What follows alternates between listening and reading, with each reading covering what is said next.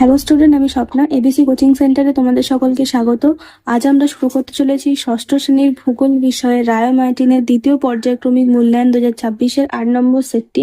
চলো শুরু করা যাক। সঠিক উত্তরটি বেছে নিয়ে বাক্যটি পুনরায় লেখো। 1-1 মহাকাশ স্টেশন থাকে 3 এক্সোস্পিয়ারে। 2 বায়ুর চাপ মাপা হয় 14 ব্যারোমিটার। 3 পরিচলন স্রোতের সৃষ্টি হয় বি গুরুমণ্ডলে। 4 উচ্চতা বৃদ্ধির সঙ্গে সঙ্গে বায়ুর চাপ বি কমতে থাকে। 5 তুলো চাষ ভালো হয় কালো মাটিতে। 6 পশ্চিম ভারতে প্রচণ্ড তাপপ্রবাহের সঙ্গে যে ধূলিঝড়ের সৃষ্টি হয় তাকে বলে সি আঁধি। 7 জলদাপাড়া হলো ভারতের একটি সি অভয়ারণ্য। 8 ভারতের পশ্চিমী ঝঞ্ঝার প্রভাব দেখা যায় সি শীতকালে। 9 লাল মাটিতে লোহার পরিমাণ বেশি। 10 বন্যপ্রাণী সংরক্ষণ আইন চালু হয় 1972 সালে। 11 ভারতের ক্রান্তীয় চিরসবুজ অরণ্য দেখা যায় সি উত্তর পূর্বাঞ্চলে।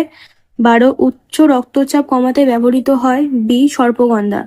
শূন্যস্থান পূরণ করো। 2-1 আন্টার্কটিকায় ভারতের প্রথম অভিযান হয়েছিল জানুয়ারি মাসে 1982 সালে। 2 মৌসুমী বায়ুর প্রত্যাবর্তনকালে করমণ্ডল উপকূলে প্রচুর বৃষ্টিপাত ঘটে। নিম্নলিখিত বিবৃতিগুলি শুদ্ধ বা অশুদ্ধ লেখো। 3-1 ভারতে প্রায় 5000 রকমের গাছ দেখা যায়। শুদ্ধ। 2 হিমালয়ের পার্বত্য অঞ্চলে বুনো গাধা দেখা যায়। শুদ্ধ।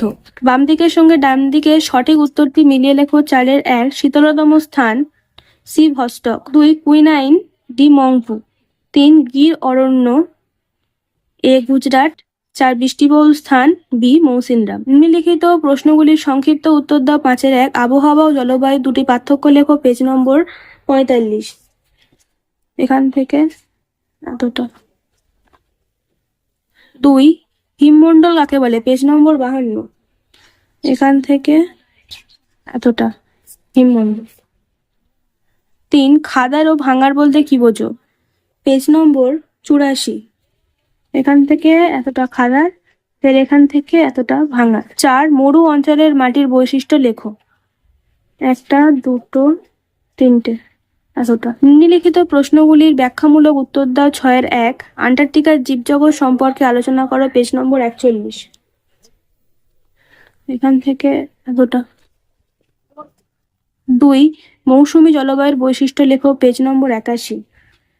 1 2 3 এতটা। 3 শীতকালে কেন আন্টার্কটিকা অভিযান হয় না? এখান থেকে 4 ভারতের কোথায় সমভাবাপন্ন ও কোথায় চরমভাবাপন্ন জলবায়ু দেখা যায়? ভারতের জলবায়ু কোন ধরনের? এখান থেকে এতটা। নিম্নলিখিত প্রশ্নগুলি রচনাধর্মী উত্তর দাও। 7-1 বায়ুমণ্ডলের ট্রপোস্ফিয়ার ও স্ট্র্যাটোস্ফিয়ার স্তর সম্পর্কে আলোচনা করো।